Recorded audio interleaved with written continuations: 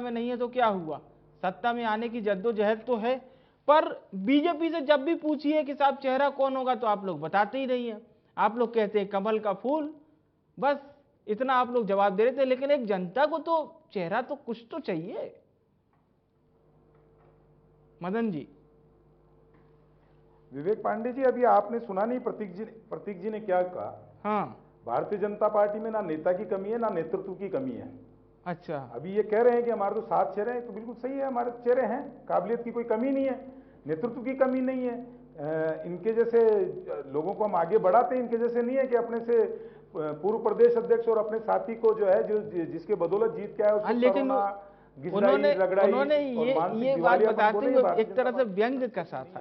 ठीक है, ज्यादा नेता मतलब कि कई बार क्या है कि लीडरशिप कह रहा हूं ना, तो आप ही कह रहे हो ना 10 देखिए, सुनिए सुनिए सुनिए, अरे हाँ बोलिए बोलिए, सुन रहे विवेक जी, भारतीय जनता पार्टी किसी परिवार की पार्टी नहीं है, किसी व्यक्ति विशेष की पार्टी नहीं है। भारतीय जनता पार्टी जो है कार्यकर्ताओं की पार्टी है। भारतीय जनता पार्टी के अंदर जो लोग काम करते हैं इसलिए करते हैं क्योंकि उनकी अपेक्षाएं पूरी होती है। एक परिवार तक, एक व्यक्ति तक सब सीमित नहीं रहते हैं। अब इनके देखिए कि चुनाव किसके चेहरे पे लड़े थे, ये चेहरा कह रहे हैं, चुनाव तो चेहरे पे सचिन पायलट के लड़े थे।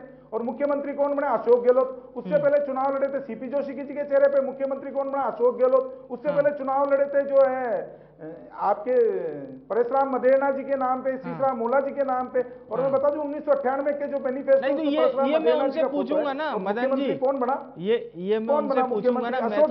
मैं तो आपसे पूछ रहा हूँ कि आपकी पार्टी का चेहरा कौन है आगे। ये बात तो प्रतीक जी से मैं पूछूंगा। मैं तो आप बता दिया ना, अभी आप कह रहे हो कि चेहरे की कमी नहीं है। अरे पांडे जी, विवेक जी, मैं बता रहा हूं चेहरों की, आप भी कह रहे हैं, हमारे विरोधी भी कह रहे हैं कि चेहरों की कमी नहीं है। भारतीय जनता पार्टी में मैं फिर कह रहा हूं ना नेता की कमी है और ना नेतृत्व की कमी है। भारतीय जनता पार्टी में अगर किसी को भी अगर मुख्यमंत्री बनाया जाएगा तो राजस्थान को सुचारू रूप से चलाएगा। भारतीय जनता पार्टी में बनने वाला किसी का विरोध नहीं करेगा। ये महिलाओं के ऊपर दुराचार, हत्याचार, बलात्कार कम होंगे। सुनिए, भारतीय जनता पार्टी, देखिए, भारतीय जनता पार्टी में जो मुख्यमंत्री बनेगा वो महिलाएं, बालिकाओं के साथ जो दुराचार हो रहे हैं उसको कम करेगा। भारतीय जनता पार्टी का मुख्यमंत्री युवाओं के साथ न्याय करेगा। जिस तरीके से आज युवाओं के पेपर नीलाम हो रहे हैं और मंत्री और सरकार जिस तरीके से बोलियां लगा के बेच रही है, उस सब तरीके से नहीं होगा। मैं आपको ये पूरी जिम्मेदारी से कह सकता हूं। अभी मेरे मित्र कह रहे थे कि योजनाएं बड़ी अच्छी योजना है, बहुत ही बढ़िया योजना है। कब मुख्यमंत्री बने थे? चलिए, मैं प्रतीक जी, मदन जी, आप दोनों के साथ एक बार फिर से जुड़ूंगा। हमारे दर्शकों को एक बयान जरूर मैं सुनवाना चाहता हूं और उसके बाद इस चर्चा को कंटिन्यू करेंगे। बयान सुनते हैं। अच्छी शुरुआत हुई है। राहुल जी ने मीटिंग ली वहाँ अलग से भी। मैं समझता हूँ कि ये शुभ संकेत है। आने वाले वक्त में इसकी जरूरत भी है। आम जनता चाहती है कि विपक्ष एकता हो। उसी रूप में मैं समझता हूं कि जो फैसला हुआ है,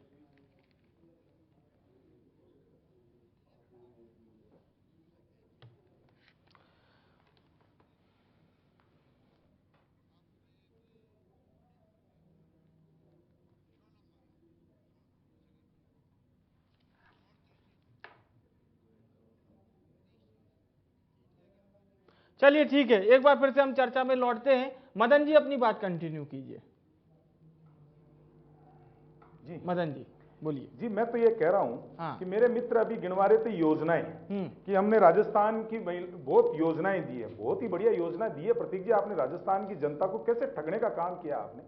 आपके राहुल गांधी जी राजस्थान की पावन धरा पे खड़े होकर बोल के गए थे 10 दिन में किसानों का कर्ज माफ। इस राजस्थान में किसानों का कर्ज माफ नहीं हुआ, लेकिन किसानों की जमीन जरूर नीलाम हो गई। किसान आत्महत्या करने के लिए मजबूर जरूर हो गया। आपके राहुल गांधी जी कह के गए थे युवाओं को बेरोजगारी भत्ता, लेकिन राजस्थान में युवाओं को बेरोजगारी भत्ता तो नहीं मिला, लेकिन पेपर चोरी करा के पेपर नीलाम कराने का काम इस सरकार ने कर दिया। आपने वादा करके आए थे कि बिजली के दाम नहीं बढ़ाएंगे, 10 बार आपने बिजली के दाम बढ़ाए और आपने सरचार्ज के नाम पे 3-3 बार सरचार्ज बढ़ाए। ₹52 प्रति यूनिट सरचार्ज बढ़ाया और ₹7 जिस अडानी को पानी पी के गाड़ियां बकते हो उसको देना चालू कर दिया। आप जनता से वादा करके आए थे सुशासन का।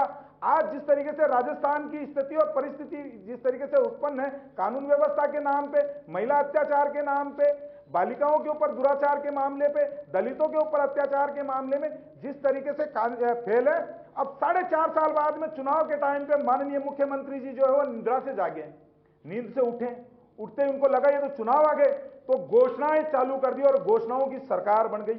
अभी तक किसी को कुछ दिया नहीं है। अभी तक किसी को कुछ मिला नहीं है।